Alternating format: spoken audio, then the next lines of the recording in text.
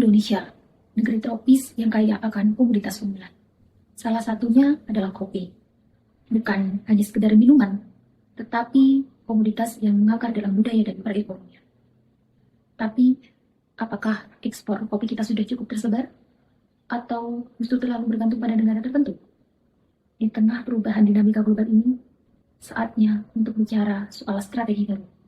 Diversifikasi pasar ekspor kopi ke Timur Tengah. Selama ini, lebih dari 50% ekspor kopi Indonesia bergantung pada 10 negara utama, seperti Amerika Serikat dan Jepang.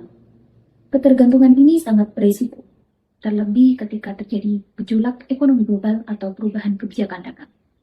Kinerja perdagangan kita akan ikut terguncang.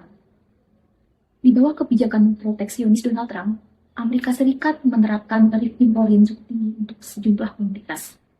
Hal ini menimbulkan risiko besar bagi stabilitas ekspor Indonesia.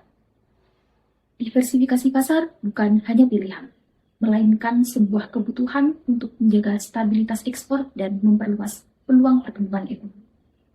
Penelitian ini bertujuan untuk menganalisis kecukupan kebutuhan kopi dalam negeri sekaligus mengidentifikasi daya saing dan potensi pasar kopi di Timur Tengah. Metode yang digunakan meliputi self-sufficiency ratio untuk melihat kecukupan kebutuhan domestik, import dependency ratio untuk mengukur ketergantungan terhadap impor, labor comparative advantage, dan export product dynamics untuk mengukur keunggulan komparatif dan dinamika pasar, serta X-model untuk memetakan klaster negara tujuan ekspor kopi. Hasilnya sangat menggembirakan. Produksi kopi Indonesia mampu memenuhi kebutuhan domestik dan bahkan mampu memenuhi kebutuhan impor dengan nilai SSR di atas 100%. Ketergantungan terhadap impor sangat rendah, hanya sekitar 3% hingga 7%. Pasar ekspor utama seperti Amerika Serikat kini beresiko. Namun Timur Tengah menghadirkan harapan baru. Mesir, Uni Emirat Arab, dan Lebanon masuk dalam kategori pasar optimis dengan nilai RCA tinggi dan posisi rising star pada analisis LPD. Iran masih menunjukkan potensi meski melemah, dan Arab Saudi masuk kategori kurang potensial. Diversifikasi ekspor kopi ke Timur Tengah bukan hanya strategi ekspor, tapi bagian dari upaya memperkuat fondasi ekonomi nasional sekaligus langkah strategis untuk mengurangi ketergantungan pada pasar utama dan menghadapi dinamika perdagangan global.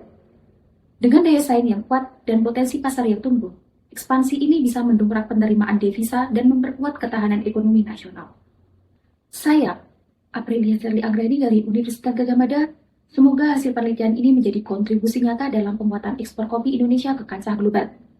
Terima kasih telah menyaksikan. Salam Kopi Indonesia, dari Bumi Nusantara untuk dunia.